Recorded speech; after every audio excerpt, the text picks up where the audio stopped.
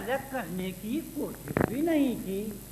میں نے یہ کہا ان کو الگ کیسے میں کرتا، میں نے یہ کہا ان کو الگ کیسے میں کرتا، کمرے میں کوئی تیسری کرسی ہی نہیں تھی۔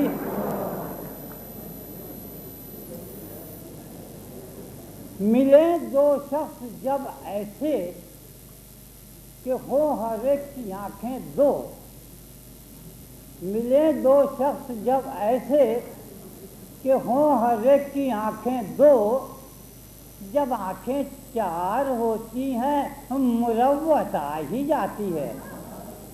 ملے دو شخص جب ایسے کہ ہوں ہر ایک کی آنکھیں دو، جب آنکھیں چار ہوتی ہیں مروت آ ہی جاتی ہے۔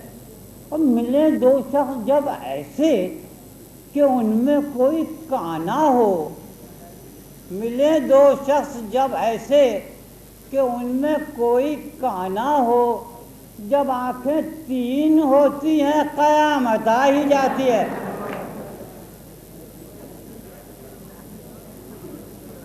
بولا شوہر جو بیوی مر جائے، رنڈوا ہو جاؤں بھانڈ ہو جاؤں، خود ہی ساری مصیبتیں جھیلوں، بوجھوں مر جاؤں ٹانڈ ہو جاؤں۔ بولا شوہر جو بیوی مر جائے، رنڈوا ہو جاؤں بھانڈ ہو جاؤں، خود ہی ساری مصیبتیں جھیلوں، بوجھوں مر جاؤں ٹانڈ ہو جاؤں۔ بیوی بولی غلام مار کا آپ اور میں بیگم برانڈ ہو جاؤں۔ بیوی بولی غلام مار کا آپ اور میں بیگم برانڈ ہو جاؤں۔ آپ رنڈوے ہو اے خدا نہ کرے، آپ رنڈوے ہو اے خدا نہ کرے، اس سے تو میں ہی رانڈ ہو جاؤں۔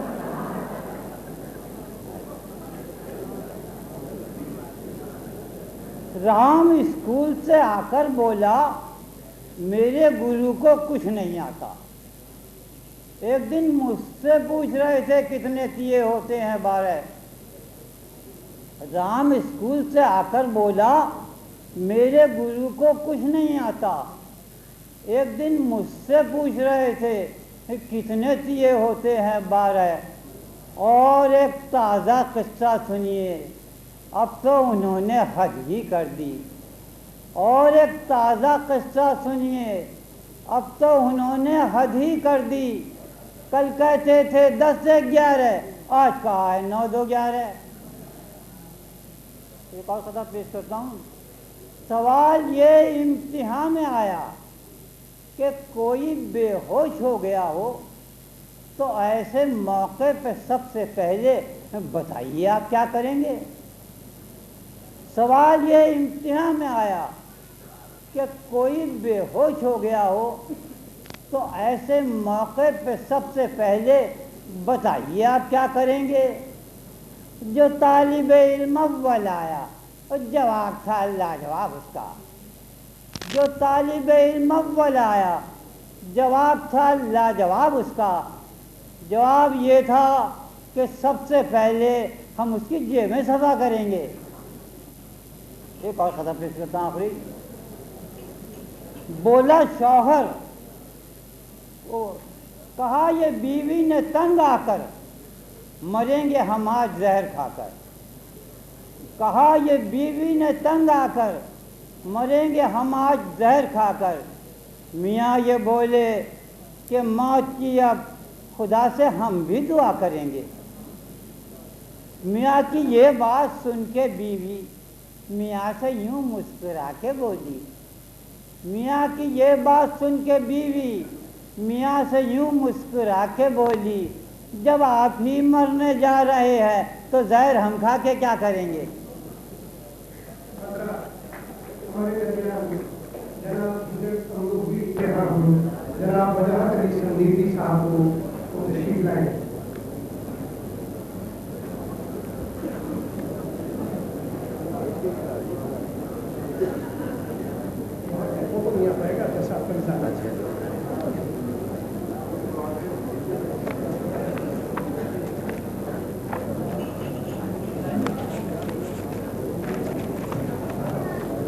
मजमून का उन्वान है चाय का एक चमचा।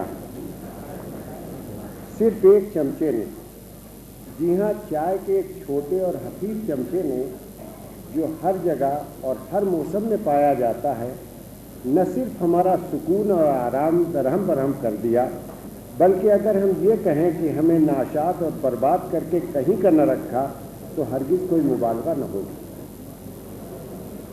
हुआ ये कि 35 साल की मुलाजमत के बाद हम एक दुनिया आरज़ू सीने में छिपाए अपने वतन पहुँचे, तो अपनी तवक्का से भी ज़्यादा हाथों हाथ लिए गए।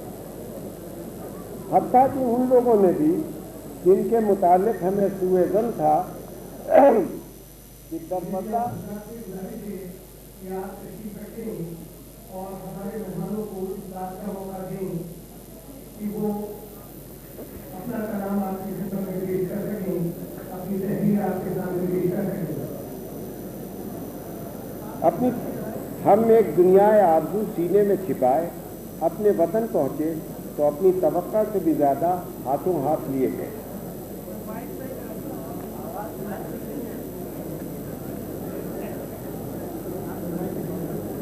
अपने आने के चंद ही रोज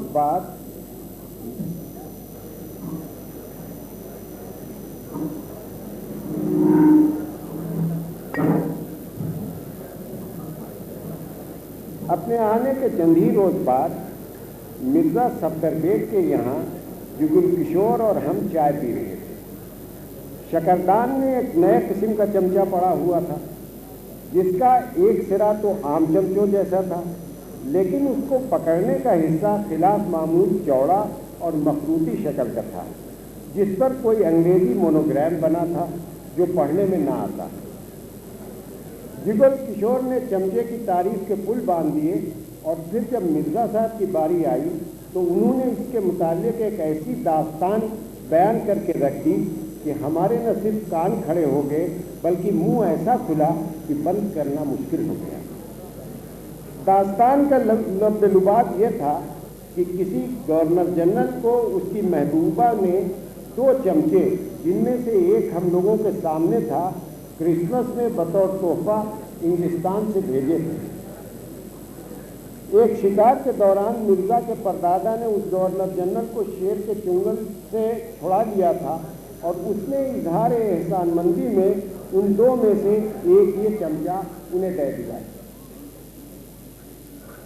और टीप का बंद ये था कि किसी अमरीकी सयाह ने मिर्ज़ा को इस चमचे को खरीदने के लिए 5000 का पेशकश किया था, लेकिन उन्होंने उसे नफरत से ठुकरा दिया। इस वाक़े के चंद रोज बाद इत्तेफाक से इतवार को नखास में हम इधर से उधर घूमते फिरते बख्शू कबाड़ी की दुकान पर पहुंच गए। उससे हमारी याद अल्लाह थी। दफतन उसके सामान में गवर्नर जनरल की महबूबा के दूसरे चमचे पर हमारी नज़र पड़ी। हमने बेसाख्ता चमचा उठा लिया और कांपती हुई आवाज़ में उसके दाम पूछे।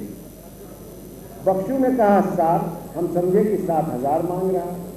हमने तफन्नुन तबाह के लिए कहा 5000 लोगे। बख्शू भी कुछ मस्करा सा है, बोला जी नहीं, बोहनी का वक्त है, लाइए इस वक्त सिर्फ 5 रुपये दे दीजिए। और फिर चंद लम्हों में हमारा एक 5 रुपये का नोट बख्शू के हाथ में था, और गवर्नर जनरल की महबूबा का वो तारीखी चमचा हमारी जेब में था। हमने ये सोचा था कि चमचा ले जाकर मिर्ज़ा को दे दें, ताकि उनके पास गवर्नर जनरल की महबूबा की दोनों निशानियां पूरी हो जाएं। लेकिन हुआ क्या, आगे की तफसीलात बहुत दिक्कत अंगेज हैं। चमचे की नुमाइश के लिए हमारे घर पर सवेरे और शाम दोस्तों और अहबाबों, और फिर उनके दोस्तों और अहबाबों और शिनासाओं की दावतें होने लगी।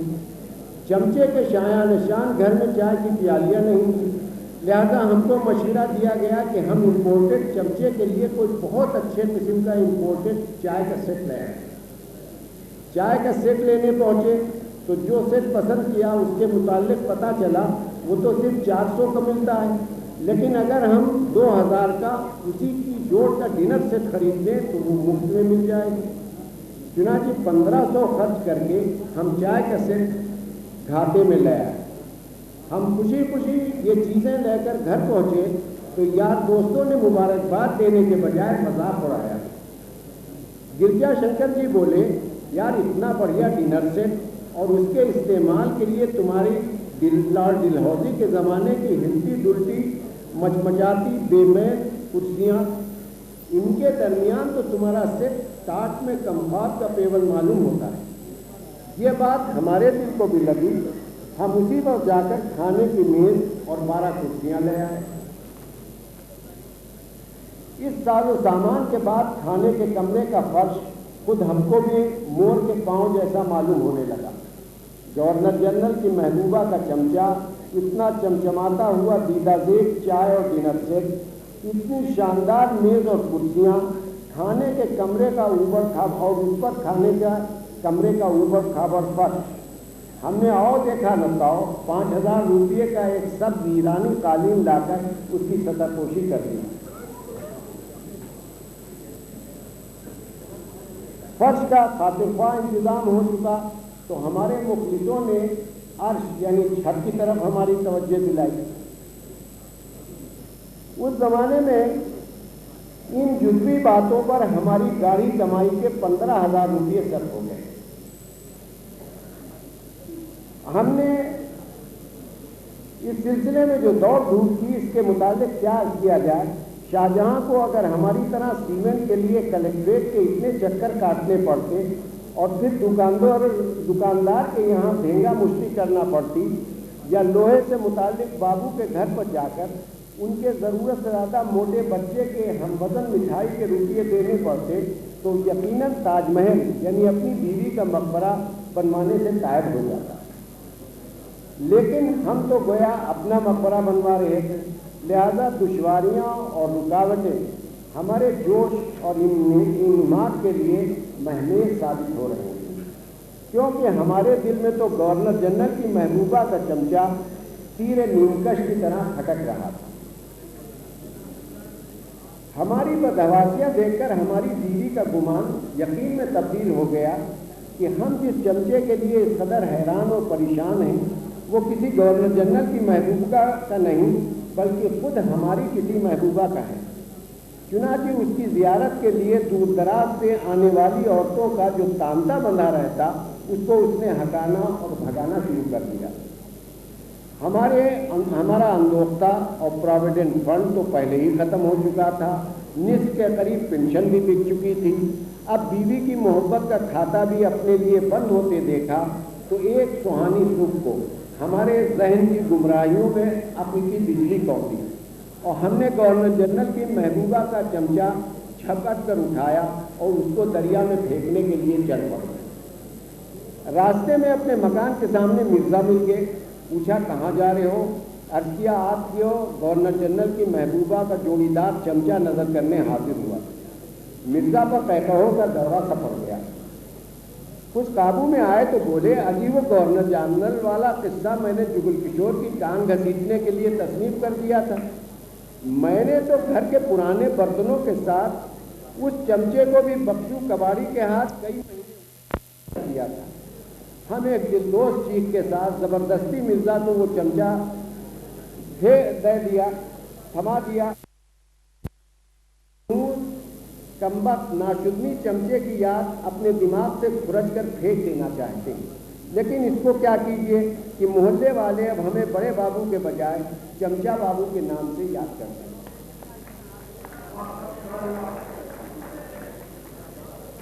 हमारे दो शायर अभी तशरीफ ले आए हैं, जनाब नासिफ अंसारी साहब नागपुर से और अल्लामा असरार जामी साहब पटना से। हम अभी उनको भी तहरीर पहुँचेंगे। अब मैं तकलीफ दे रहा हूँ जनाब झंझट अमरोही साहब को। तशरीफ लाइए जनाब झंझट।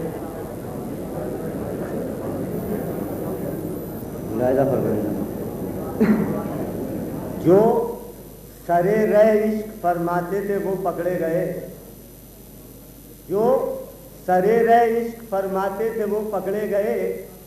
ये खबर शाया हुई थी कल किसी अखबार में, और इश्क फरमाने का उनको मिल गया अच्छा सिला। कुछ के सर मूंढे गए, कुछ पिट गए बाजार में।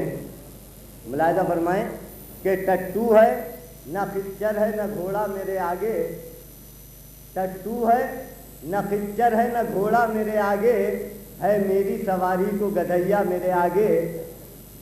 جنتا نے مجھے مانا ہے جس روز سے نیتا، جنتا نے مجھے مانا ہے جس روز سے نیتا، مرغی میرے پیچھے ہے تو مرغا میرے آگے۔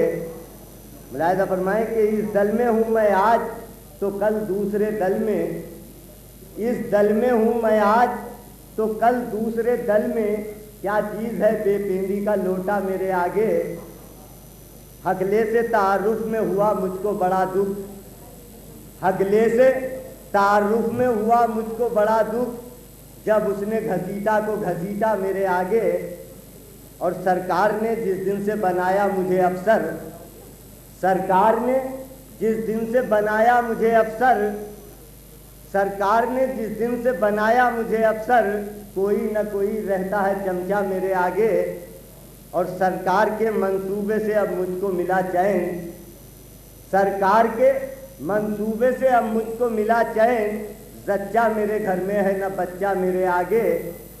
اس دور کے فیشن نے یہ پہچان بھی چھینی، اس دور کے فیشن نے یہ پہچان بھی چھینی، لڑکی میرے آگے ہے کہ لڑکا میرے آگے۔ اور جھنجھٹ کو سمجھنے میں نہ جھنجھٹ میں پڑو تم، جھنجھٹ کو سمجھنے میں نہ جھنجھٹ میں پڑو تم، یہ سمجھو ہے چوں چوں کا مربع میرے آگے۔ شاید یوسف پاپا راتو کر رہا ہوں، آئیے جناب یوسف پاپا۔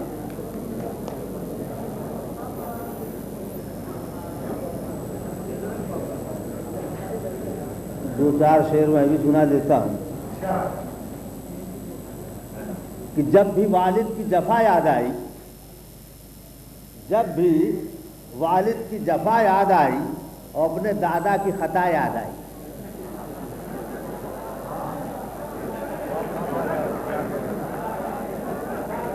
جب بھی والد کی جفا یاد آئی، اپنے دادا کی خطا یاد آئی، اور پہلی فرصت میں کرا نسبندی، پہلی فرصت میں کرا نسبندی، لے مجھے تیری دوا یاد آئی۔ اور دو چار شعر ہیں کہ کچھ نئے نقش محبت میں ابھارو یارو، کچھ نئے نقش محبت میں ابھارو یارو، اور سر کسی شوق کے بلڈاک سے مارو یارو، کہ سر کسی شوق کے بلڈاک سے مارو یارو۔ اور زلف کی پیچ میں لٹکے ہوئے شاعر کا وجود، زلف کی پیچ میں لٹکے ہوئے شاعر کا وجود، تھک چکا ہوگا اسے مل کے اتارو یارو، کہ زلف کے پیچ میں لٹکے ہوئے شاعر کا وجود، تھک چکا ہوگا اسے مل کے اتارو یارو۔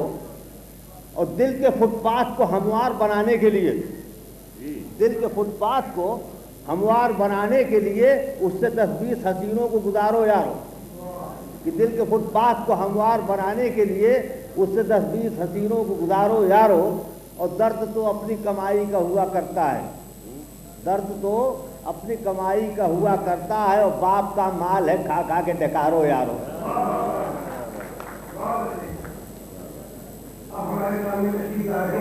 وہ جلسہ ہو یا مشاعرہ، قوالی کی محفل ہو یا کوئی سرکاری تقریب، کھیل کا میدان ہو یا سیاست کا ایوان، ایسی تمام جگہوں پر دعوت اور ٹکٹ کے بغیر داخل ہو جانے کی آسان ترکیب یہ ہے کہ گلے میں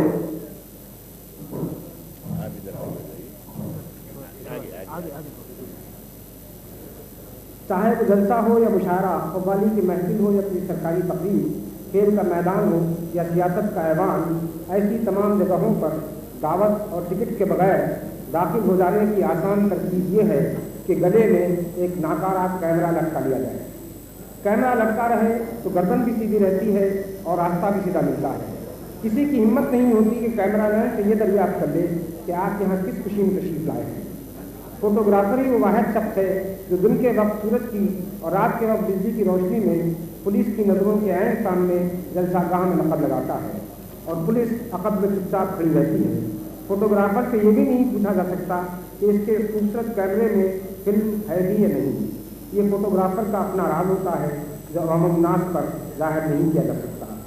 फोटोग्राफर न तो मिजागो होता है न तंगनिगार, लेकिन इसके बावजूद वो सबको मुस्कुराने पर मजबूर कर सकता है। उसके एक लफ्ज़ मुस्कुराइए में अजीब गरीब तासीर होती है। इससे ये लफ्ज़ सुनकर वो लोग भी मुस्कुरा देते हैं जो न मुस्कुराएं तो तस्वीर ज़्यादा अच्छी आए। इनकी अपनी तस्वीर तो बिगड़ती ही है, दूसरे मुफ्त में मारे जाते हैं। जिस तरह किसी मिलिट्री ऑफिसर की ज़बान से अटेंशन का लफ्ज़ सुनकर पूरी की पूरी बटालियन बेज़रूरत सीना तान देती है, उसी तरह फोटोग्राफर की एक मामूली और रस्मी फरमाइश पर जिसमें कोई खुलूस नहीं होता, सभी की बातें खिल जाती हैं।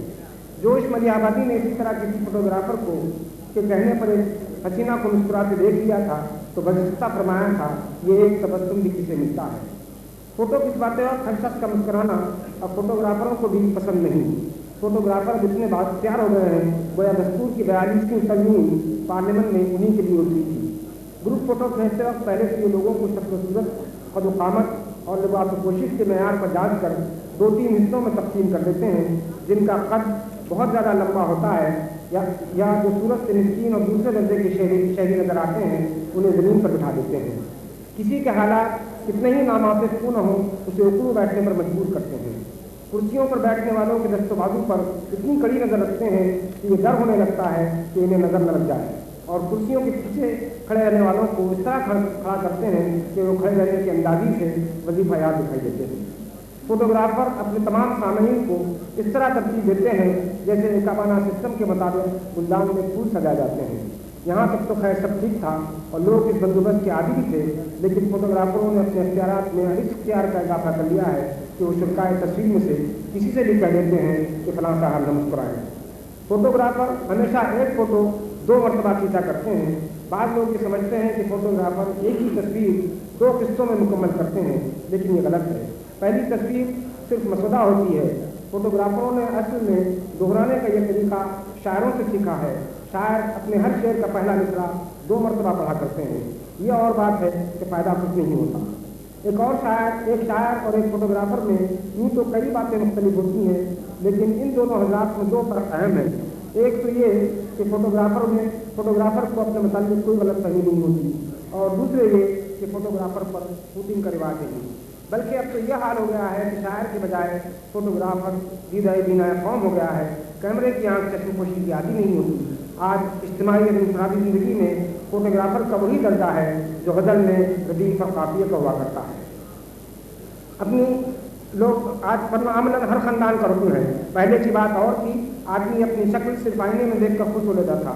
अब इससे तशक्की नहीं होती। अपनी तस्वीरों का एक पूरा एल्बम रखना पड़ता है, जिसका दिन में 1 मरतबा मुताला जरूरी होता है। जिस खानदान का फैमिली एल्बम नहीं होता, लोग इस खानदान के अफराद के बारे में शक व शुबा में मुब्तला हो जाते हैं और सोचने लगते हैं कि ये लोग खानदानी हैं भी या नहीं। बाद लोग तो ये भी समझने लगते हैं कि ये लोग मुमकिन है खानदानी मनसूबाबंदी के खिलाफ वर्जी करके पैदा हो गए हैं। इसलिए हर शख्स एहतियातन अपना एक एल्बम रखता ही है। ये तो खैर जबरिया तस्वीरें हुई, लेकिन शौकिया तस्वीरें भी हैं जिनके बगैर ज़िंदगी ऐसी कहानी नज़र आती है जिस पर बाकी आइंदा लिखा हो। जो तस्वीर मुलाजमत की दरख्वास्त के लिए दी जाती है वो शादी की मुहिम के लिए नामौजूद समझी जाती है। हालांकि होती दोनों ही मुलाजमतें हैं, लेकिन बहरहाल शादी के बाद जो तस्वीर खिंचवाई जाती है उसका अंदाज अलग होता है। ये नुकता आपको फोटोग्राफरी तस्वीर से समझा सकता है। फिर शायरों और अदीबों की मखसूस स्टाइल की तस्वीरें होती हैं। अदबी रसायल में पहले सिर्फ कलाम या मजमून के साथ काफ़ी समझी जाती थी, क़ारीन भी मुतमईन हो जाते थे, लेकिन अब तस्वीर के बगैर किसी तहरीर की इशाअत इसलिए मुमकिन नहीं है कि कम से कम एक चीज़ तो गनीमत होनी चाहिए। शायर और अदीब अब अपने नतीजा फ़िक्र और इसके इंतखाब पर इतना वक्त नहीं सर्व करते जितना वो अपनी तस्वीर के इंतखाब पर फरमाते हैं। एडिटर भी फोटोग्राफर के नतीजा फ़िक्र को ज़्यादा अहमियत देते हैं, और फोटोग्राफर भी ऐसी तस्वीरों पर कम मेहनत नहीं करते, अपना खून पसीना एक कर देते हैं, तब कहीं जाकर शायर और अदीब आदमी नज़र आते हैं। बाद लोगों का ख्याल है कि चंद दिन बाद एडिटर हर तस्वीर के नीचे जुमला छापना शुरू कर देंगे कि एडिटर का फोटोग्राफर से मुत्तफ़िक़ होना ज़रूरी नहीं है।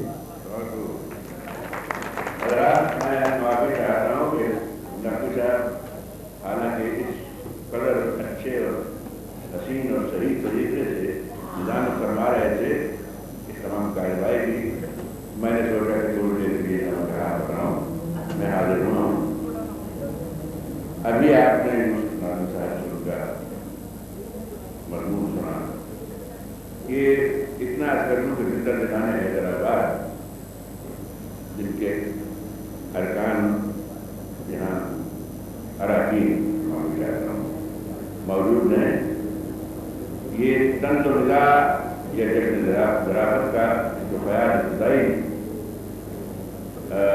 इस हिंदुस्तान में इब्तदाई दौर जिस पर इस किस्म के मशायरों का ये मार्ग था, तो जिंदा दिलाने हैदराबाद ने इसका आगाज़ किया और उन्हीं से ये वबा है, अगर कोई वबा उसके बाद उन्हीं से पहले हिंदुस्तान में, लेकिन ये निहायत खुशगवार वबा है।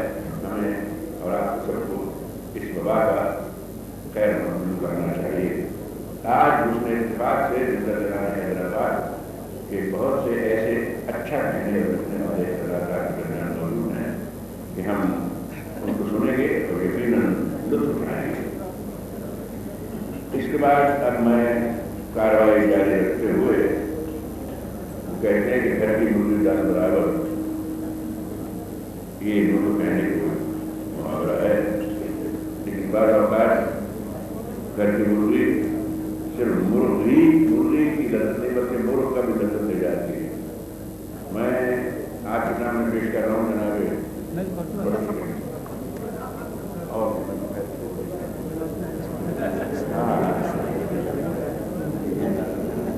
माशाअल्लाह हज़रत नाज़िम अंसारी आपने अक्सर सुन रखे हैं पहले। मैं तो जब इनको देखता हूँ उनके मौलानाई हुलिये को हुलिया लफ्ज़ हुलिया नहीं हिलिया है, पंडित दशरथ हुलिया कह के कहा करते थे कि लफ्ज़ हिलिया है हुलिया नहीं। जब इनके हिलिये को देखता हूँ और आप देखते हैं तो आप महसूस फरमाएंगे कि एक मौलाना है, बुजुर्ग हैं, सिवाय घर में और मस्जिद में वक्त गुजारने की शायद उनको कोई शक्ति का कोई शब्द न हो, लेकिन जब उनसे आप अपना कलाम उनका सुनेंगे अपने मुँह से तो देखिएगा कहते कहाँ के तारे उड़ा के लाए उड़ा के लाए हैं जनाब नाज़िम अंसारी। आइए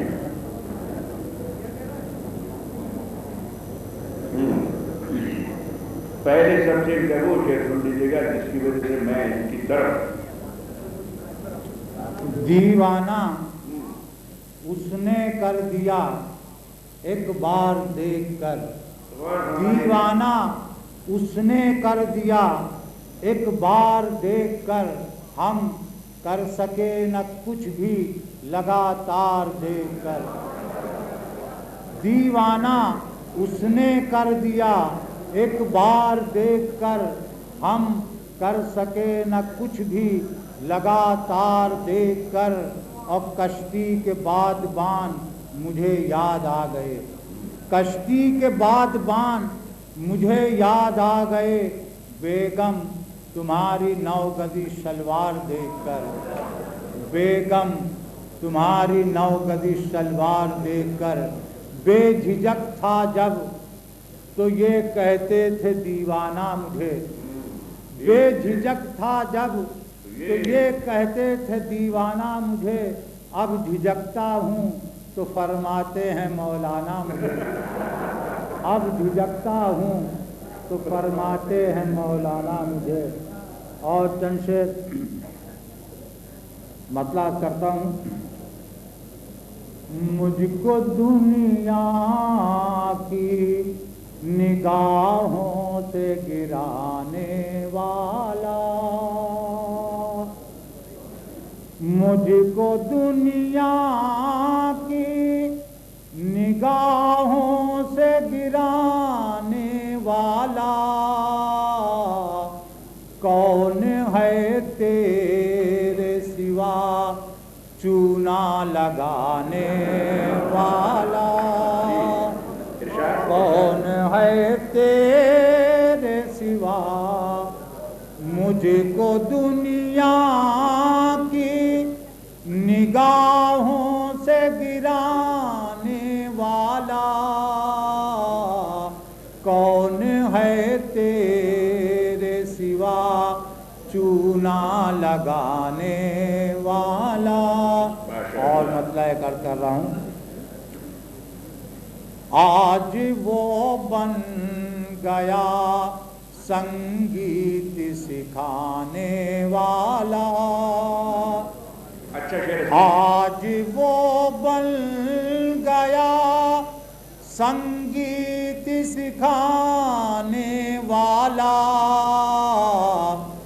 कल तलक था जो फकत ढोल बजाने वाला, कल तलक था जो फकत ढोल बजाने वाला।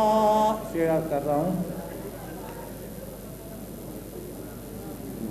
दूर हो जाएंगी सब दूरियां इंशाअल्लाह, दूर हो जाएंगी सब दूरियां इंशाअल्लाह।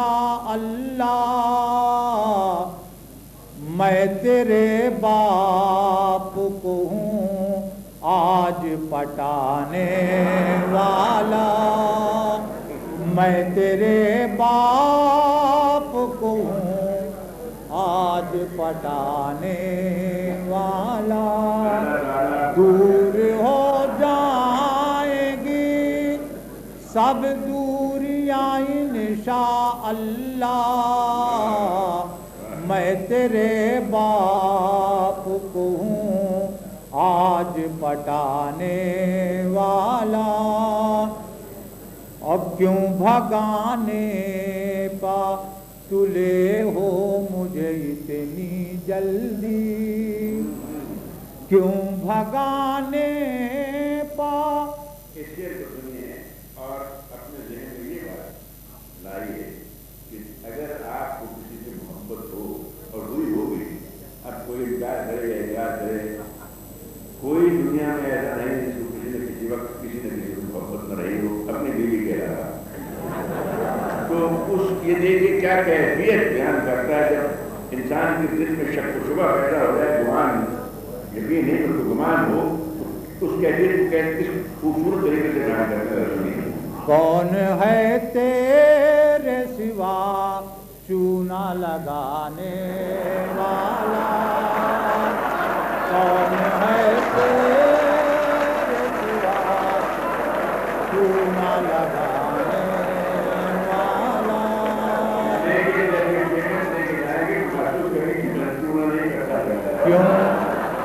क्यों भगाने पा तुले हो मुझे इतनी जल्दी, क्यों भगाने पा तुले हो मुझे इतनी जल्दी। क्या मेरे बाद कोई और है आने वाला, क्या मेरे बाद कोई और है आने वाला। लीजिए बन गया ऑल इंडिया शायर वो भी, लीजिए बन गया ऑल इंडिया शायर वो भी। बाप दादा की गजल गा के सुनाने वाला, बाप दादा की गजल गा के सुनाने वाला। और ये आखिरी शेर मैं सेक्रेटरी साहब की नजर कर रहा हूँ। हो गई देर बहुत अब तो तवज्जो दीजिए, हो गई देर बहुत अब तो तवज्जो दीजिए। मर गया जाके कहाँ चाय पिलाने वाला, मर गया जाके कहाँ चाय पिलाने वाला। कौन है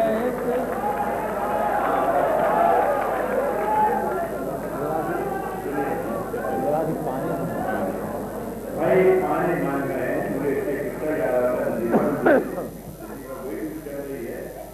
एक शायर नज़्म आ रहे थे, बड़ी लंबी तवील, बहुत दूर पकड़ हुई नज़्म, خط بھی تھا تو انہوں نے بہت طویل ہو گئی درد، انہوں نے پانی کے لیے اشارہ کیا، پانی والا پانی لے کے آیا، وہ گلاس ہاتھ میں سے لینے والے تھے تو کسی نے سامعین میں چھوٹ کے کہا ہے خدا کے لیے بابا اسے پانی مت پلانا ورنہ یہ سارا درد ہو جائے گا۔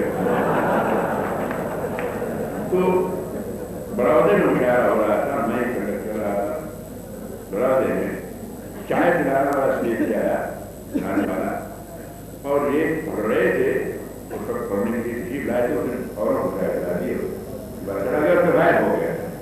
تو اس وقت انہوں نے شعر سنایا سامعین کی کیا کہتے دوری ہو گیا نے، اور یہ 3-4 منٹ تک کسی مصرے کو دہراتے رہے جب تک وہ چائے والا اپنے اس شعر کو سنائیے۔ وہ ابھی تو اسی شعر کی فرمائش ہو رہی ہے اور آپ لوگ آگے بڑھ رہے ہیں۔ ہو گئی دیر بہت اب تو توجہ دیجئے، ہو گئی دیر بہت اب تو توجہ دیجئے، مر گیا جا کے کہاں چائے پلانے والا، کون ہے تیرے سوا چونا لگانے والا۔ 2-3 شعر اور برداشت کر لیں۔ ہم شریفوں کو تو پہلو میں بٹھائے رکھیے، ہم شریفوں کو تو پہلو میں بٹھائے رکھیے، نمبری لوگوں کو نمبر سے لگائے رکھیے، نمبری لوگوں کو نمبر سے لگائے رکھیے، فیلڈ ہو کوئی کلر اپنا جمائے رکھیے، فیلڈ ہو کوئی کلر اپنا جمائے رکھیے، ٹانگ ٹوٹی ہی سہی پھر بھی اڑائے رکھیے، ٹانگ ٹوٹی ہی سہی پھر بھی اڑائے رکھیے، اپنے انکل سے تو لے آتا ہوں میں پرمیشن، اپنے انکل سے تو لے آتا ہوں میں پرمیشن، آپ بھی اپنے پتا جی کو پٹائے رکھیے، آپ بھی اپنے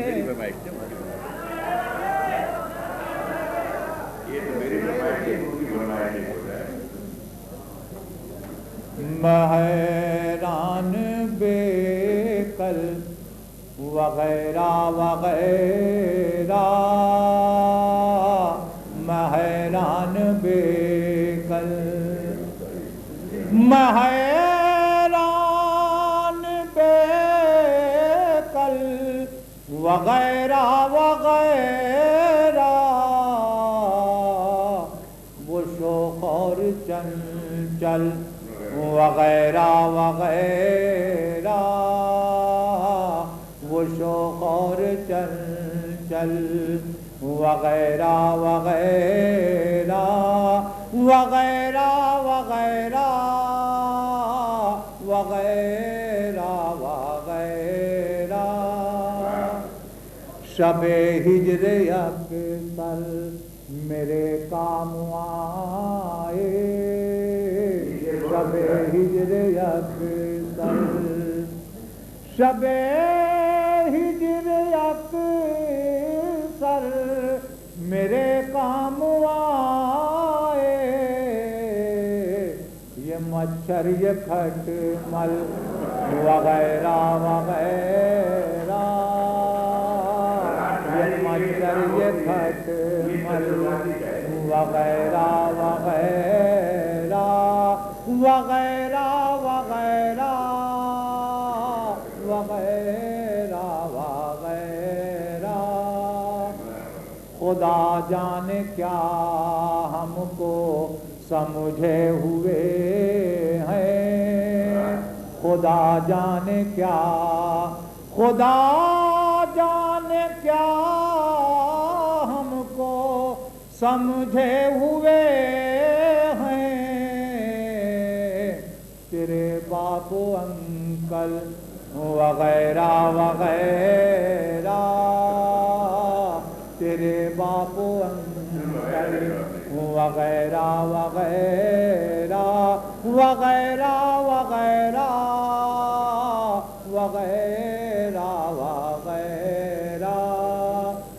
कहाँ शेख साहिब दबा कर बगल में, कहाँ शेख साहिब, कहाँ शेख साहिब दबा कर बगल में।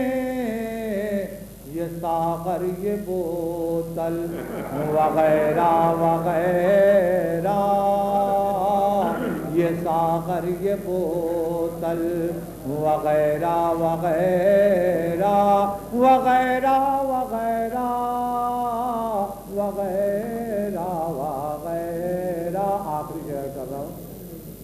वो हाथी हैं भैंसा हैं और जाने क्या क्या, वो हाथी हैं भैंसा हैं, वो हाथी हैं भैंसा हैं और जाने क्या क्या।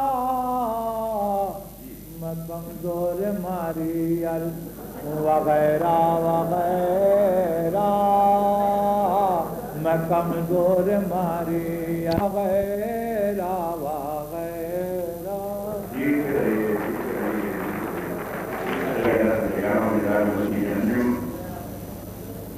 पटना से तशरीफ लाए हुए अल्लामा असरार जमाई को आप सुने और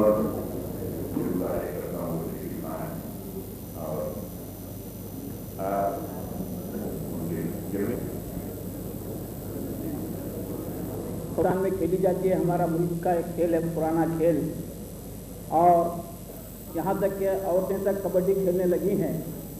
मुझे एक बार एक बच्चों को पढ़ाते वक्त, यानी एक मदरसे में जब मैं मुदर्रिस था, उस वक्त मुझे खेलने का इत्तेफाक हुआ था। उसको मजमून की शक्ल में पेश किया है। उन्वान है कबड्डी। हम ऐसे खेल के कायल नहीं कि खेल ही खेल में जान पर खेल जाना पड़े। जहाँ तक कबड्डी का ताल्लुक़ है, एक ऐसा खेल है जिसका हर लम्हा एक खिलाड़ी के लिए मौत और रीस का पैगाम लेकर आता है।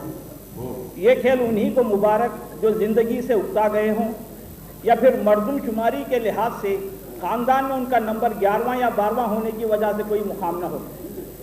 भला आप ही सोचिए, वो खेल ही क्या हुआ जिसमें एक खिलाड़ी के माजूर होने के पूरे पूरे इम्कानात मौजूद हों, और जिसमें 7 खिलाड़ी मिलकर एक खिलाड़ी की हड्डी पसली गोला करते हों। दूसरे खेलों के ताल्लुक से बात नहीं कही जा सकती। मिसाल के तौर पर क्रिकेट जैसे ख़तरनाक खेल ही को लीजिए। इसमें खिलाड़ी की हिफाजत के लिए पूरे साजो सामान मौजूद होते हैं। हाथों की हिफाजत के लिए ग्लव्स मौजूद, तो पैरों की निगहदाश्त के लिए बूट और पैड्स हाजिर, सर की सलामती के लिए हेलमेट का बोझ अलग, और फिर गोले को हिट लगाने के लिए हाथ में बैट अलग मौजूद। गोया खिलाड़ी ना हुआ बल्कि अच्छा खासा ज़िराब अख्तर पहना हुआ सिपाही हुआ।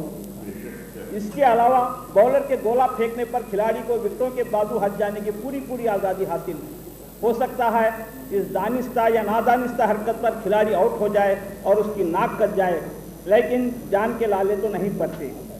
खैर, क्रिकेट को छोड़िए, हॉकी की मिसाल लीजिए। इस खेल में एक खिलाड़ी अपनी स्टिक को न सिर्फ गोले को हिट लगाने के लिए इस्तेमाल कर सकता है, बल्कि बुरा वक्त आन पड़ने पर उसी को लट के तौर पर घुमाने और मुखालिफ टीम पर हमलावर होने या हिफाजत खुद इख्तियारी के खातिर हस्ब इस्तात मुदाफ़त करने के लिए भी इस्तेमाल कर सकता है। इन तमाम हक़ाइक़ को शायद आप कबड्डी के ख़िलाफ़ ज़हर पछानी तसव्वुर करके یہ سمجھ رہے ہوں گے کہ ہم نے کبھی کبڈی کے میدان میں بری طرح منہ کی کھائی ہے۔ آپ کے اندازے بالکل صحیح ہیں۔ کھیل شروع ہونے میں صرف چند منٹ باقی تھے جب ہم نے مخالف ٹیم کے کھلاڑیوں پر ایک سرسری نظر ڈالی تو بدن میں ایک جھرجھری سی پیدا ہو گئی، خاص طور سے ایک لہیم شہیم کھلاڑی کو دیکھ کر۔ پتہ نہیں کمبخت امریکہ کے علاوہ کس ملک سے درآمد کیے ہوئے گیہوں کا آٹا استعمال کرتا تھا۔ ویسے ہمارے کھلاڑی اتنے گئے گزرے بھی نہ تھے، صرف قابل رحم حالت تھی تو وہ ہماری تھی۔ کھلاڑیوں میں ہماری حیثیت انگشت ششم کسی تھی جو بدن کا ایک بدنما حصہ تصور کی جاتی ہے۔ اتفاق کہیے کہ ہماری بنین پر نمبر 6 ہی درج تھا۔ مخالف ٹیم کے کھلاڑیوں کو دیکھ کر ہماری حالت اس نومش شاعر کی سی ہو گئی جو ایک سنگلاخ زمین میں شعر کہنے کی حماقت کر رہا ہو۔ کھیل سے قبل ریفری نے مختصر سی تقریر کی، فرمایا قوم کے معماروں، آج کا یہ کھیل آپ لوگوں کے حق میں ایک ریفریشر کورس کی حیثیت رکھتا ہے۔ غالباً آپ لوگ بھول چکے ہوں گے کہ اس کھیل میں کھلاڑی مرتا بھی ہے اور زندہ بھی ہوتا ہے۔ دوسرے معنی میں ریفری کی حیثیت خود کو بتاتے ہوئے حضرت عیسیٰ کی سی ہے جن کے خون کہنے پر مردہ جی اٹھتا تھا، لہذا آج تمہیں مرنا بھی ہے اور زندہ بھی ہونا ہے۔ اتنے میں ریفری نے وزل بجائی۔ یہ ہمارے حق میں سورہ اسرافیل سے کسی طرح کم نہ تھا۔ وزل کے ساتھ ہی کھلاڑی کبڈی کے کورٹ میں داخل ہوئے۔ کھیل شروع ہوا۔ مخالف ٹیم کا وہی لہیم شہیم کھلاڑی کبڈی کبڈی کہتا ہوا ہماری ٹیم کی جانب لپکا۔ اس کو آتا دیکھ کر ہم اپنے ساتھی کھلاڑیوں کے پیچھے جائے پناہ تلاش کرنے لگے۔ اس کچمکچ میں ہمارے 3 کھلاڑی آؤٹ ہو گئے۔ اب ہماری ٹیم کی باری تھی۔ ہماری ٹیم کا ایک کھلاڑی نکلا ہی چاہتا تھا کہ پبلک کا شور و غوغا بلند ہوا، نمبر 6 کو بھیجو، چھکا وانٹیڈ، چھنگلی وانٹیڈ۔ پبلک کے بے حد اصرار پر ہمارے کپتان نے ہمیں اپنا فن پیش کرنے کا اشارہ کیا۔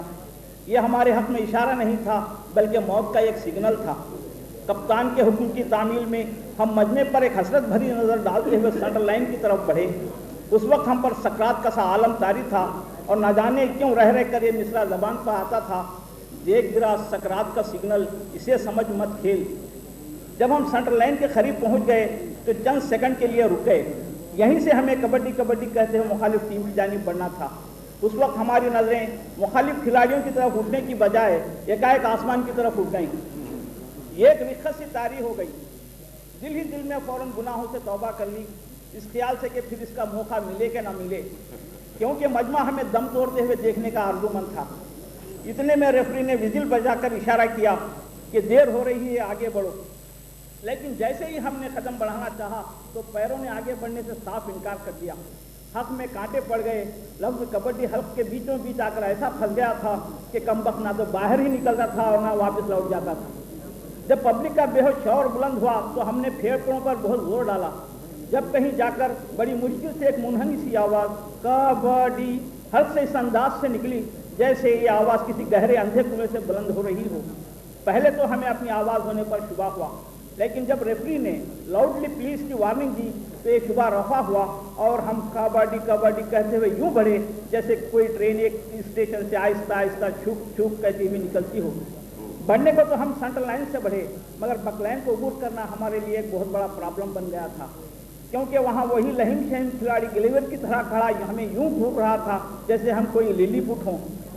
عموماً کبڈی میں یہ ہوتا ہے کہ کھلاڑی کو آتا دیکھ کر مخالف ٹیم پر ایک روب سا چھا جاتا ہے اور کھلاڑیوں میں ہلچل سی مچ جاتی ہے، لیکن یہاں تو معاملہ اس کے بالکل برعکس تھا، یعنی کہ ہلچل صرف ہم میں ہی مچی ہوئی تھی اور ہم کبڈی کبڈی کہتے ہوئے سینٹر لائن کے قریب ہی 1 قدم آگے تو 2 قدم پیچھے کے تناسب سے ناچ رہے تھے۔ ہونا تو یہ چاہیے تھا کہ بک لائن کو عبور کر کے حملہ کرتے، مگر اب حملہ تو کجا اس لائن کو چھو لینا ہی ایک معجزے سے کسی طرح کم نہ تھا۔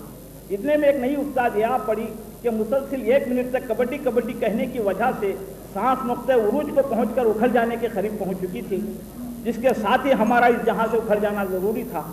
آخر کار جی کڑا کر کے ہم نے ایک پیر بک لائن کے اس پار رکھ ہی دیا، لیکن دوسرے ہی لمحے میں اس دیو کا ہاتھ ہم پر پڑا۔ ہم نے تھوڑی سی پھرتی دکھائی ضرور، لیکن اس بدنصیبی کو کیا کیجیے کہ ہماری بنین اس کی گرفت میں آ گئی۔ ادھر ہم اس کی گرفت سے آزاد ہونے کے لیے زور لگانے لگے اور ادھر وہ ہمیں کیفر کردار کو پہنچانے پر اٹل تھا۔ اس کچمکچ میں ہماری بوسیدہ بنین جسے ہم نے مصلحتاً پہن رکھی تھی تاکہ آڑے وقت کام آئے، چر کے ساتھ پھٹی اور ہم یوں آزاد ہوئے جیسے کوئی سانپ اپنی کینچی چھوڑ کر آزاد ہوتا ہو۔ جیسے ہی ہم آزاد ہوئے اس دیو نے ایک اڑنگ لگائی، جس کے ساتھ ہی ہم فضا میں بلند ہوئے اور پھر چاروں شانے کی سینٹر لائن پر گر کر دنیا و معافیہ سے بالکل بے خبر ہو گئے۔ آنکھ جب کھلی تو پتہ چلا کہ کھیل کا فرسٹ ہاف ختم ہو چکا ہے اور آخری راؤنڈ باقی ہے۔ کھیل کا آخری راؤنڈ شروع ہونے والا تھا۔ ہماری ٹیم مخالف ٹیم سے 5 پوائنٹ پیچھے تھی۔ ہمارے کپتان نے اثر نو اپنی ٹیم کا جائزہ لیا۔ پوری کی پوری ٹیم بیت المعذورین میں داخلے کی مستحق تھی۔ ہمیں تو بے ساکھیوں کے سہارے کی ضرورت پیش آ رہی تھی۔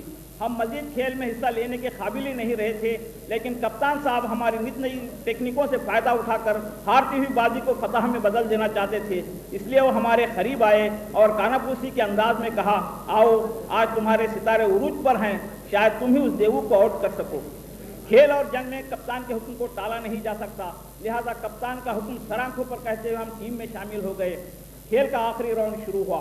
مخالف ٹیم اس دیو کی موجودگی میں کھیل کو جلد از جلد فیصلہ کن منزل تک پہنچانا چاہتی تھی، اس لیے اسی دیو نے شعلہ بار آنکھوں سے کبڈی کبڈی کہتے ہوئے ہماری کورٹ میں قدم رکھا۔ اس کو آتا دیکھ کر ہم نے فوراً بیک پوزیشن سنبھال لی تاکہ اس کی زد میں آنے سے محفوظ رکھ سکیں۔ اتنے ہمارے 2 کھلاڑی اس کی ٹانگوں کو بری طرح لپٹ گئے اور دونوں نے کمر پکڑ لی۔ مزید 2 اوپر گرنا ہی چاہتے تھے کہ بازو لڑک گئے۔ وہ دیو ہمارے کھلاڑیوں کو خاطر میں لائے بغیر سینٹر لائن کی جانب یوں گھسیٹ کر لے جانے لگا جیسے کوئی بڑا اژدہا 2-4 مکوڑوں کی پرواہ کیے بغیر اطمینان سے رینگ رہا ہو۔ اب تمام تر ذمہ داری ہمارے نازک کندھوں پر آ پڑی تھی، لیکن ہم ایک عجیب طرح کی کشمکش میں مبتلا تھے۔ اتنے میں تماشا بین حضرات نے ہمیں غیرت دلانا شروع کیا۔ نمبر 6 شرم کرو، نمبر 6 واپس جاؤ۔ ہم نے آخری نعرہ نمبر 6 واپس جاؤ کو ایک نعمت غیر مترقبہ جان کر واپس چلے جانا ہی مناسب سمجھا تھا کہ عین موقع پر ہماری سوئی ہوئی غیرت نے ہمیں للکارا۔ فوراً ساتھیوں کی سپورٹ کے لیے پہنچ گئے۔ ابھی ہم اس دیو کی کمر پکڑنے بھی نہ پائے تھے کہ ایک زوردار ہاتھ منہ پر پڑا۔ ایک تاریکی چھا گئی اور چاروں طرف جگنو چمکنے لگے۔ جی میں آیا کہ اسی کو بے ہوشی کا ایک بہانہ تلاش کر وہیں دراز ہو جائیں، لیکن یہ موقع بہانے تراشنے کا نہ تھا۔ بحیثیت کھلاڑی ہمیں آخر کچھ نہ کچھ کرنا ہی تھا۔ اسی وقت ہمیں ایک تدبیر سوجھی جو ایک شرارت سے کسی طرح کم نہ تھی۔ ہم نے اسپورٹس مین اسپرٹ کو بالائے طاق رکھ کر اس دیو کا یا ہاتھ یا ٹانگ پکڑنے کی بجائے اس کی چیٹی کو پکڑ کر کھینچنا شروع کیا۔ نتیجہ خاطر خواہ برآمد ہونے کی توقع ساتھ ہی پیدا ہوئی۔ ہم نے اپنی رہی سہی طاقت بھی لگا دی، بس پھر کیا تھا، اس دیو نے کبڈی کبڈی کہنے کی بجائے ارے میری چٹی کہتے ہوئے سینٹر لائن کی جانب بننے والے ہاتھ سے فوراً اسے تھام لیا، ورنہ نتیجہ صاف ظاہر تھا۔ اس کی سانس ٹوٹنی ہی تھی کہ ہمارے کھلاڑی گرد جھاڑتے ہوئے اٹھ کھڑے ہوئے، ساتھ ہی وہ دیو بھی اپنے جسم کی گرد جھاڑتے ہوئے اٹھ کھڑا ہوا اور حملہ کے انداز میں یوں بڑبڑانے لگا، کیا یہ اسپورٹس مین اسپرٹ ہے؟ ہم نے ترکی بہ ترکی جواب دیا، پھر آپ کی یہ جنگجوانہ اسپرٹ کیا ہے؟ وہ ہم پر ہاتھ اٹھانا ہی چاہتا تھا کہ فوراً ریفری نے مداخلت کرتے ہوئے پوچھا کہ جناب آخر معاملہ کیا ہے؟ وہ جواب دینے کی بجائے ہمیں خیرہ آلود نگاہوں سے گھورنے لگا۔ تمام لوگ حیران تھے کہ وہ گمسم کیوں ہے اور جواب کیوں نہیں دیتا اور اس کے آؤٹ ہونے کا راز کیا تھا۔ اس کا آؤٹ ہونا ہی تھا کہ ہمارے کھلاڑیوں نے مخالف ٹیم کے کھلاڑیوں کو ایک کے بعد دیگرے آؤٹ کیا۔ کھیل جب ختم ہوا تو ہماری ٹیم 2 پوائنٹ سے میچ جیت چکی تھی۔ وہ دن اور آج کا دن ہم نے پھر کبھی کبڈی نہیں کھیلی اور نہ کھیلنے کے متمنی ہیں۔ البتہ رہ کر وہ دن ضرور یاد آتا ہے جبکہ ہم نے دھاندلی مچا کر میچ جیت لیا تھا، لیکن حقیقت تو یہ تھی کہ مخالف ٹیم ہر لحاظ سے انعام کی مستحق تھی۔ ہماری ٹیم نے بازی جیت کر بھی بازی ہاری اور مخالف ٹیم نے بازی ہار کر دلوں کو جیت لیا، جو کائنات کی سب سے بڑی فتح ہے۔ آج بھی جب ہم اس جیتے ہوئے کپ پر نظر ڈالتے ہیں تو وہ ہمارا منہ چڑھانے لگتا ہے۔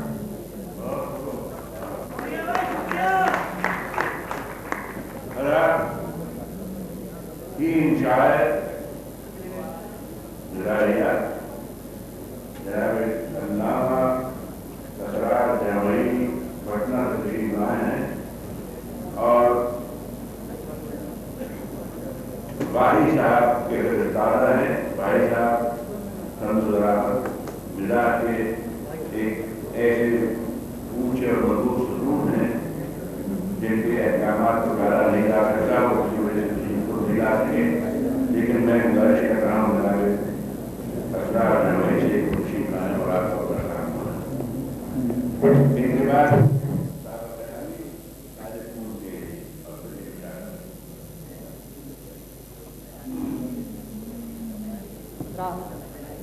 قطار پیش خدمت ہیں۔ ایک نیتا نے یہ فرمائش کی तमाम हमको हिंदुस्तान तमाम पूरे हिंदुस्तान का दौरा किया उन्होंने और ये ख्वाहिश जाहिर की कि हमको कुर्सी नहीं चाहिए, हमको सिर्फ ये अपनी ख्वाहिश है कि मेरी लाश पर झंडा उठाया जाए।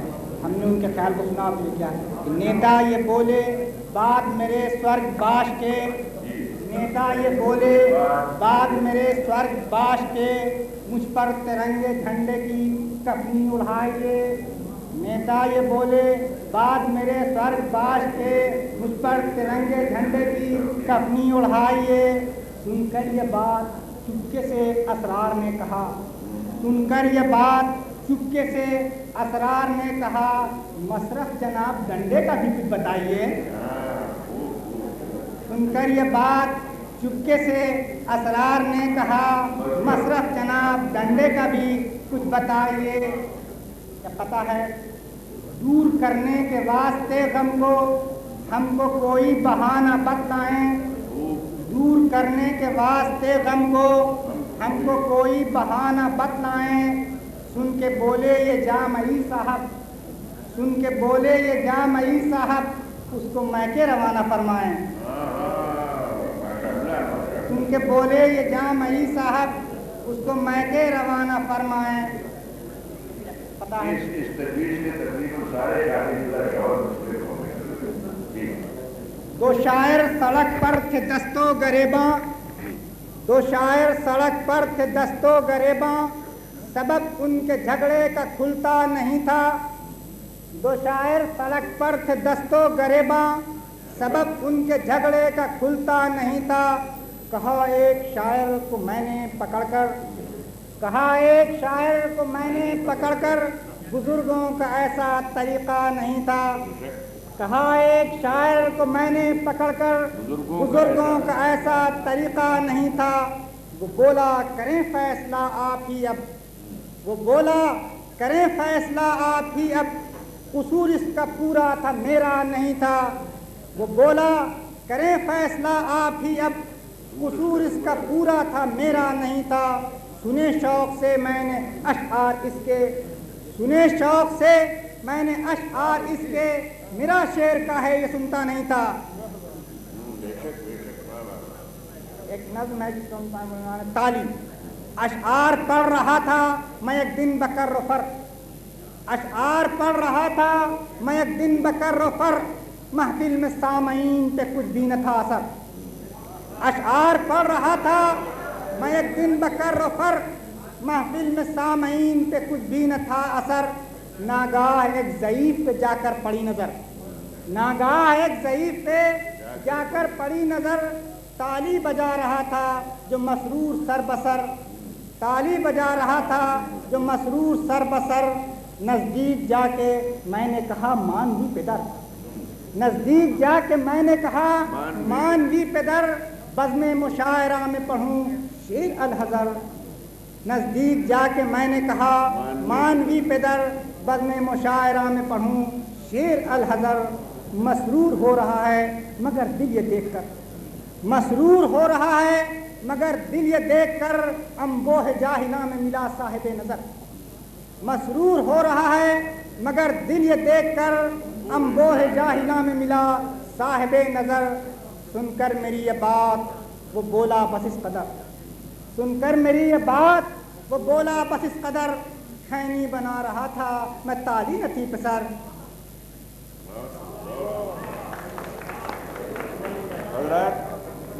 सागर ख़यामी तो आपके सुने सुनाए शायर हैं, अक्सर सुनते रहते हैं।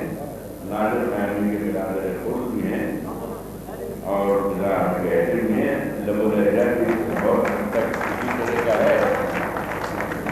अच्छा आप तशरीफ लाए, आप सुना दीजिए। नहीं क्यों नहीं हुआ, नहीं कोई बात नहीं, आ गए तो आ गए, कोई बात नहीं। यहाँ मैं इसे गुजारिश करता हूँ, मैं समझा कि मेरा तारुफ हो रहा है तो शायद मैं हूँ, मैं हाजिर हो गया। वक्त ज़्यादा हो चुका है इसलिए सिर्फ कोई कता नहीं, और नज़्म सीधी इसका उन्वान है दिल्ली से कानपुर तक। और ये एक रेल का सफ़र है। आज की रेल में किराए बढ़ते हैं और उसके साथ परेशानियाँ बढ़ती हैं। मुलाज़ा फरमाएं कि अल्लाह दे ज़बां को जो ताकत बयां करूं, अल्लाह दे ज़बां को जो ताकत बयां करूं, दौरे जदीद तेरी जिहालत बयां करूं। नीलाम हो रही है शराफत बयां करूं, एक रेल के सफर की मैं हालत बयां करूं। अरे महरूम हो गया था कोई अपने कोट से और टाई बदल गई थी किसी की लंगोट से। टाई बदल गई थी किसी की लंगोट से, दामन वो कौन सा था जो अश्कों से नम न था, और रेल की तकान से पैरों में दम न था। आलम सफर का आलम महशर से कम न था, उस पर मजा हुजूर के मुल्के अदम न था। अरे मोटे का था ये हाल के पतली को रेल दे, और जिस जा हवा न जाए वहां तोन फेल दे। जिस जा हवा न जाए वहां तोन फेल दो। बन देखे के खाते थे लोग लेके समोसे सड़े हुए, कुछ लोग थे जमीन पर औंधे पड़े हुए। और मिसरा देखें कि गाड़ी थी इतनी लेट के बच्चे पड़े हुए।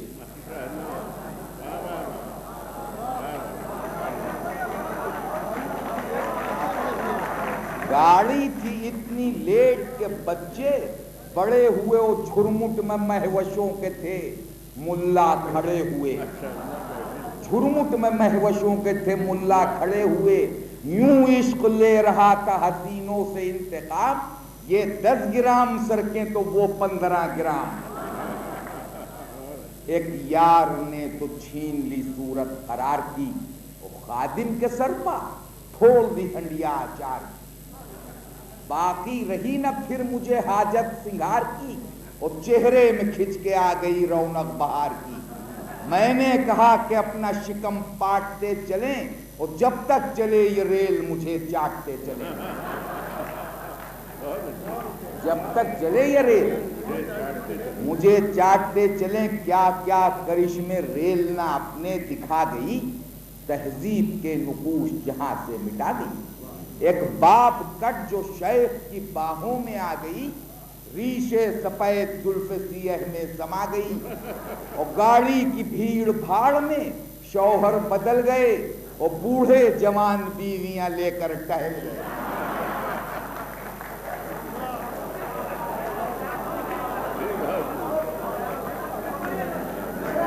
क्या क्या करिश्मे रेल ना अपने दिखा गई, तहजीब के नुकूश जहां से मिटा गई। एक बाप कट जो शेख की बाहों में आ गई, शीशे सफेद जुल्फ़े सियह में समा गई। और गाड़ी की भीड़ भाड़ में शौहर बदल गए, बूढ़े जवान बीवियां लेकर टहल गए। बंद अब मैं अभी आप बताऊंगा थोड़ी देर में कि बंद मुलाया फरमाए कि आशिक ये सोचते थे किसी को पुकार लो, माशूक सोचते थे कि गेसू सवार लो। कुलियों का था ख्याल कि सामान मार लो, और टीसी ये चाहते थे कि कपड़े उतार लो। बैठी थी माएं गोद में बिस्तर रखे हुए, और थे खूंटियों में रेल की बच्चे टंगे हुए। टूटे हुए हुजूर दिलों के अयाफ थे, और ख्वाब की तरह से परेशान दिमाग थे। बादे सफर सफर के फरोजा चराग थे, और चेहरे पर बेशुमार लिपस्टिक के दाग थे। चेहरे पर बेशुमार लिपस्टिक के दाग थे। तहजीब की कबाए हंसी तार तार थी, और मूंछों की नोक कान के बाले के पार थी। मूंछों की नोक कान के बाले के पार थी। आखिरी बंद के एसी चेयर में मुर्ग हूं मैं के गिलास हूं। एसी चेयर में मुर्ग हूं मैं के गिलास हूं। खुदाम खिदमतों के लिए आस पास हूं। आधे से बढ़ के रेल में जब फर्स्ट क्लास हूं, पब्लिक के क्यों ना बाख्ता होशो हवास हूं। अरे कोटे रिजर्व रेल में सब लीडरों के हैं, और बिंचों के नीचे भट बने हम गीदड़ों के हैं।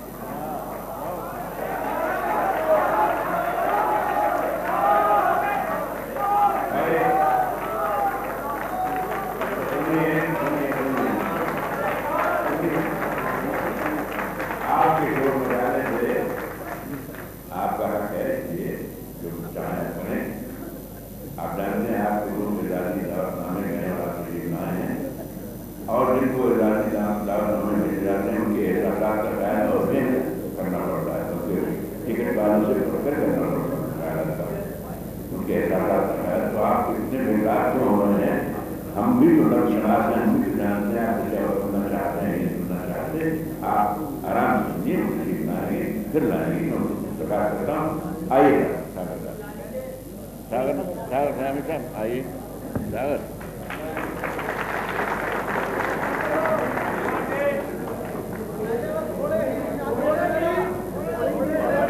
अभी दुआ जो हुक्म करें कि ये मिलावट का 6 मिसरे हैं कि खालिस ग़िज़ा है और ना असली शराब है, खालिस है हुस्न और ना असली शबाब है। अरे हमदर्दियों में भी तो मिलावट जनाब है, ये जिंदगी नहीं है मुसलसल अजाब है। घोड़े की लीद धनिये में बनिए मिलाएंगे और वो दिन नहीं है दूर कि हम हिनहिनाएंगे, वो दिन नहीं है दूर कि हम हिनहिनाएंगे। मैं एक नज़्म और पेश कर रहा हूं और इस नज़्म का उन्वान है मग़ज़े शायर। शायर इसको ये तो एक नज़्म या 250 जो आप गाते हो, लेकिन इसको वगैरह पुराना होगा, मैं नहीं सुना रहा हूँ आप कि यूं फंस गया है आदमी डिस्को के दाम में, डिस्को की मैं है हिफ्ज़ मरातिब के जाम में। तब्दीलियां ये आएंगी अब एहतराम में, डिस्को करेंगे बाप को बेटे सलाम। और अग्नि के साथ फेरे न पंडित फिराएंगे और दूल्हा दुल्हन को मौलवी डिस्को कराएंगे। दूल्हा दुल्हन को, इस नज़्म का उन्वान है मग़ज़े शायर। मुलाज़ा फरमाए, मग़ज़ करने भेजे को मुलाज़ा फरमाए कि एक रोज डॉक्टर से ये मैंने कहा जनाब, मुद्दत से कह रहा हूं मैं नज़्में बहुत खराब, चेक करके मेरी खोपड़ी कहने लगा दूर, भेजे में घुस गया है कोई आपके फितूर। मैंने कहा इलाज बताएं कोई शिताब, और कहने लगूं मैं नज़्में क्रिकेट सी कामयाब। बोले बदलना होगा ये भेजा हुजूर का, बस है यही इलाज दिमागी फितूर का। मैंने कहा दिमाग कहाँ और कहाँ हकीर, बोले कि दान मांगिए फिर देखिए शरीर। मैंने कहा कि ऐसे ही वैसा चलेगा क्या, बोले कि शायराना हो कीड़ा दिमाग का। पहले तो एक शायर आजम से मैं मिला, बर्बादी ये दिमाग का उनसे क्या मिला। मैंने कहा कि मुझ पर रहम कीजिए जनाब और थोड़ा सा मग़ज़, मैंने कहा कि मुझ पर करम कीजिए जनाब, थोड़ा सा मग़ज़ मुझको इनायत करें शिताब। बोले हमारा बैठ के भेजा न खाइए, उड़िए यहाँ से और कहीं सीटी बजाइए। उर्दू अदब में जो भी हमारा मकाम है, उस्ताद मोहतरम के वो भेजे का काम है। उस्ताद महरूम मग़ज़ एक दुकान पर गए जो हम आए नजर, दुकान पर भेजे कदम कदम। कुछ सर फिरे दिमाग हसी लड़कियों के थे, और बकबक जो कर रहे थे वो सब बीवियों के थे। बकबक जो कर रहे थे वो सब बीवियों के थे। इंग्लैंड का दिमाग कोई काहिरा का था, और चुगली जो कर रहा था किसी शायरा का था।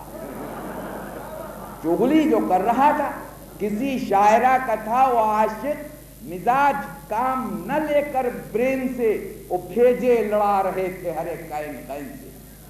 बोला दुकानदार के क्या चाहिए जनाब, होने न दूंगा आपको मैं खानुमा खराब। मैंने कहा ब्रेन कोई आशिकाना दे, और जल्दी से एक दिमाग मुझे शायराना दे।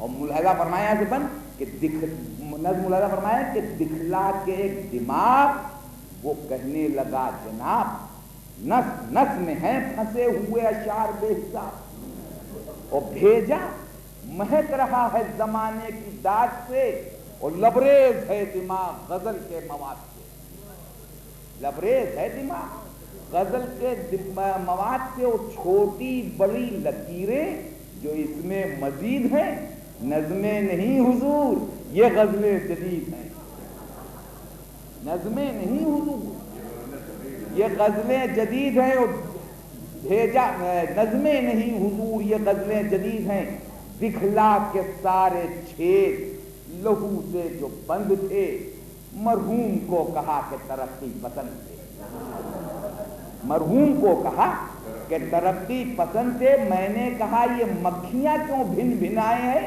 بولے نئی غزل پر نئی دھن بٹھائے ہیں، بولے نئی غزل پر نئی دھن بٹھائے ہیں، میں نے کہا کہ دام بتائیں مجھے شتاب، بولے دماغ ٹھیک ہے اور دام ہے خراب، بھیجے میری دکان پر سب آنا پائی ہے اور شاعر کے پاس دماغ کے پیسے بھی آئی ہیں، میں نے کہا کہ کھول دئیے راز تو نہا، شاعر کے کیوں دماغ کے پیسے کیے گراں، بولا کبھی کبھار یہ بکتا ہے کیا کروں، اور 100 پھوڑیے تو ایک نکلتا ہے کیا کروں۔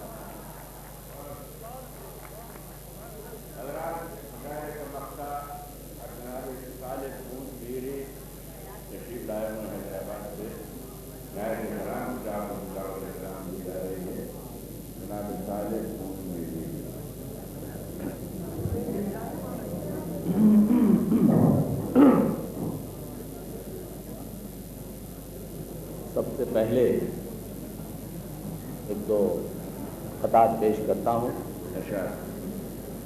ایک سائنس کا طالب علم اپنی محبوبہ سے سائنٹیفک زبان میں اظہار عشق کرتا ہے کہ سبک اتنی کہ مثل ہائیڈروجن ہو گئی ہو تم، سبک اتنی کہ مثل ہائیڈروجن ہو گئی ہو تم، اور ضروری اس قدر کہ نائٹروجن ہو گئی ہو تم، نہ ہو تم تو ہماری سانس بھی مشکل سے چلتی ہے، ہمارے حق میں گویا آکسیجن ہو گئی ہو تم۔ اور ایک خطہ ہے کہ ایک نوجوان اتنا کفایت شعار تھا اور دیکھو وہ کس سلیقے سے پیسہ بچا گیا، ایک نوجوان اتنا کفایت شعار تھا، دیکھو وہ کس سلیقے سے پیسہ بچا گیا، شادی کے بعد اپنے ہنی مون کے لیے شملہ کی وادیوں کو اکیلا چلا گیا۔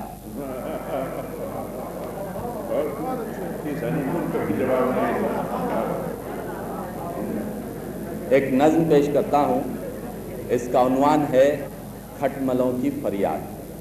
کھٹملوں کی فریاد، یہ طنز و مزاح کا امتزاج ہے، اس میں عرض کیا ہے کہ ایک دن ایک جونک سے کچھ کھٹملوں نے یہ کہا، دیجئے خالہ ہمیں بھی کوئی ایسا مشورہ، اب بجائے خون کوئی اور ہی شے پی سکیں، آدمی سے دور رہ کر ہم خوشی سے جی سکیں، کیونکہ اس میں خون اب کم کم ہی پایا جائے ہے، اب نہ چوسا جائے ہے اس کو نہ چاٹا جائے ہے، کیونکہ اس میں خون اب کم کم ہی پایا جائے ہے، اب نہ چوسا جائے ہے اس کو نہ چاٹا جائے ہے، اس کی شریانوں میں یوں تو خون ملتا ہی نہیں، مل بھی جاتا ہے تو اس میں ذائقہ کچھ بھی نہیں، مل بھی جاتا ہے تو اس میں ذائقہ کچھ بھی نہیں، کون جانے کیا بلا کھانے لگا ہے آدمی،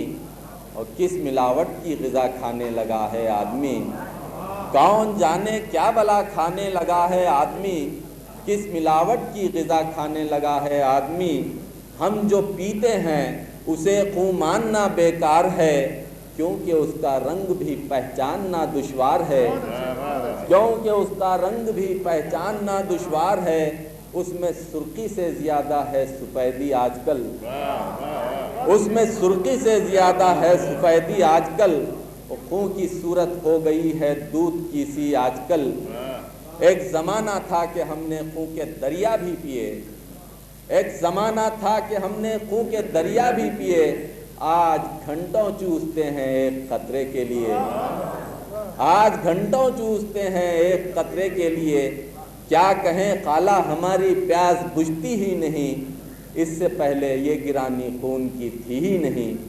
ایک موڑ ہے کہ اب حسینوں کی رگوں میں بھی لہو باقی نہیں، ان کی محفل میں بھی کوئی خون بھرا ساقی نہیں، پہلے ان کا خون ہوا کرتا تھا مانند شراب، یوں مہکتا تھا رگوں میں جیسے گلشن میں گلاب، اور چوستے ہی ان کو اپنا بھی نکھرتا تھا شباب، چوستے ہی ان کو اپنا بھی نکھرتا تھا شباب، ایک نئی کروٹ بدلتا تھا بدن میں اضطراب، اور بوئے خون سے مست ہو کر جھومنے لگتے تھے ہم، اپنی اپنی کھٹملی کو چومنے لگتے تھے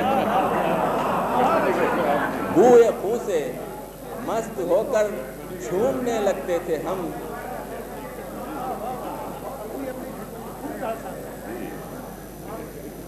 پہلے ان کا خون ہوا کرتا تھا مانند شراب، یوں مہکتا تھا رگوں میں جیسے گلشن میں گلاب، چوستے ہی ان کو اپنا بھی نکھرتا تھا شباب، ایک نئی کروٹ بدلتا تھا بدن میں اضطراب، بوئے خون سے مست ہو کر جھومنے لگتے تھے ہم، اپنی اپنی کھٹملی کو چومنے لگتے تھے ہم۔ ہو گئے ہیں آج کل وہ نوجوان بھی بدمزہ، اور جن کی شریانوں میں بہتی تھی کبھی جوئے طلا، جن کا خون پیتے ہی اکثر موج میں آتے تھے ہم، منہ لگاتے ہی جنہیں سرشار ہو جاتے تھے ہم، اب انہی کو چوس کر بیمار پڑ جاتے ہیں۔ منہ لگاتے ہی جنہیں سرشار ہو جاتے تھے ہم، اب انہی کو چوس کر بیمار پڑ جاتے ہیں ہم، سوکھ جاتے ہیں، سکڑ جاتے ہیں، سڑ جاتے ہیں ہم، اب کہاں تک ہم کریں اپنے غموں کا تذکرہ۔ کچھ دنوں پہلے ہمارے ساتھ ایسا بھی ہوا، پھوٹ نکلی تھی ہمارے جسم سے گانجے کی بو، پی لیا تھا بھول کر ہم نے جو ہپی کا لہو۔ پھوٹ نکلی تھی ہمارے جسم سے گانجے کی بو، پی لیا تھا بھول کر ہم نے جو ہپی کا لہو، کیا کہیں کیا کیا بلا، کیا خیر ان کے خون میں ہے، ٹک 20 سے زیادہ زہر ان کے خون میں ہے، ٹک 20 سے زیادہ زہر ان کے خون میں ہے، اپنی ساری چاشنی کھونے لگا ہے آدمی، ہائے کتنا بے مزہ ہونے لگا ہے آدمی۔ سن چکی جب کھٹملوں کی داستان تشنگی، ایک ادائے خون چکاں سے جونک یہ کہنے لگی، آج تک تم نے پیا ہے صرف جنتا کا لہو، اب ذرا پی کر تو دیکھو ایک نیتا کا لہو۔ آج تک تم نے پیا ہے صرف جنتا کا لہو، اب ذرا پی کر تو دیکھو ایک نیتا کا لہو، اب تو میرا بھی گزارا ہے انہی کے خون پر، کیا بتاؤں میں کہ اس میں ذائقہ ہے کس قدر، منہ لگاتے ہی انہیں مخمور ہو جاتی ہوں میں، عام جوکوں کے غموں سے دور ہو جاتی ہوں میں، منہ لگاتے ہی انہیں مخمور ہو جاتی ہوں میں، عام جوکوں کے غموں سے دور ہو جاتی ہوں میں، چوس کر ان کو ہو جاتی ہوں میں، بے ضرورت ہی صحیح بے باک ہو جاتی ہوں میں، ان کی ہر شریان ہوتی ہے خزانہ خون کا، ان کی ہر شریان ہوتی ہے خزانہ خون کا، ایک ایک نیتا ہے گویا کارخانہ خون کا، ان کی ہر شریان ہوتی ہے خزانہ خون کا، ایک ایک نیتا ہے گویا کارخانہ خون کا، ایک بھی خطرہ کسی نیتا کا جو پا جائے گا، اس کو جنتا کے لہو کا بھی مزہ آ جائے گا۔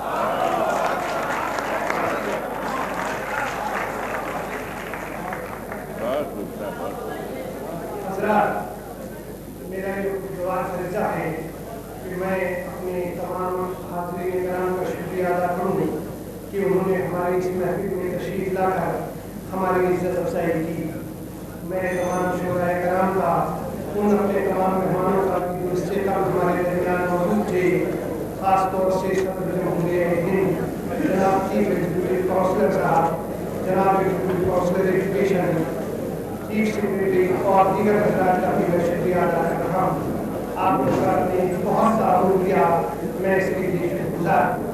اردو، ہندی اور پنجابی اکیڈمی کی ممبران اور شعراء حضرات اور دیگر ہمارے دستگار صاحبان سے گزارش ہے کہ وہ اسٹیج پر آ جائیں تاکہ ہماری یہ فلم پوری ہو سکے، اور ایک گروپ بھی اس میں شامل کرنا چاہیں۔ ممبران اردو اکیڈمی، ممبران پنجابی اکیڈمی، ممبران ہندی اکیڈمی اور دیگر شعراء کرام جو یہاں تشریف رکھتے ہیں، وہ سب اسٹیج پر चंद मिनट के लिए तशरीफ रखें। मैं अल्लाह ताला का शुक्रिया अदा कर रहा हूँ।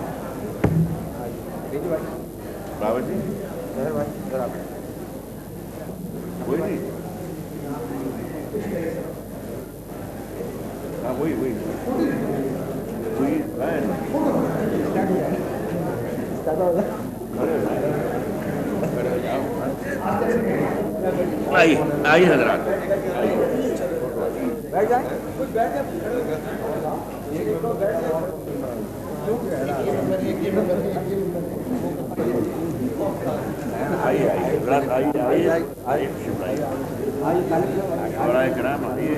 भाई मुस्तफा कमाल बैठे हुए तो कहीं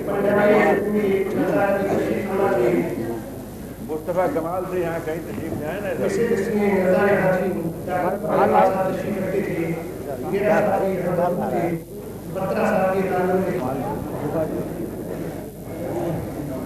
एक और ले लीजिए, आज आज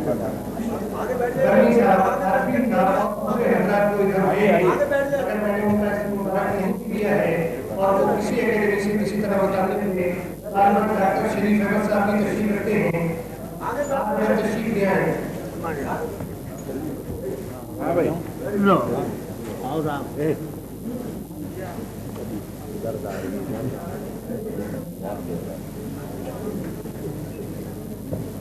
ठीक है, एक आध और भी हो जाए, कहीं गड़बड़ न हो जाए।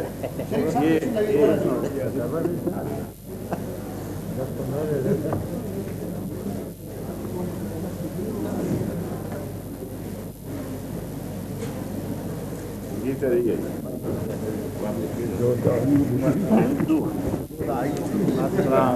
मैं इसके बताए हुए 2 मिनट की और गुजारिश कर रहा हूँ।